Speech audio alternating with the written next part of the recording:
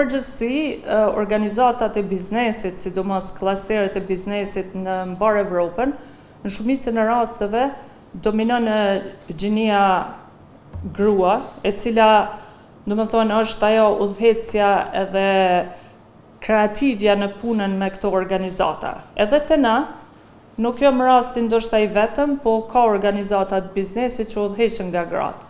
Dhe për mua nuk ka qenë ndonjë vështirësi apo pengesë, për shkak se jam pranuar si e tillë, kam vazhdu që ta shtrij autoritetin tam, të tregoj kompetencat e mia tek kjo industri, dhe nuk ka qenë ndonjë problem apo sfidë që unë e kam hasë si grua. Po gjithmonë ekzistojnë ato mendimet ndoshta të rezervuara se pse u zgjodh një grua apo të ndryshme në këtë aspekt, mirë po siç e potencova me kompetencën tënde arrin që të mbizotrosh edhe të tregosh vlerat tuaja.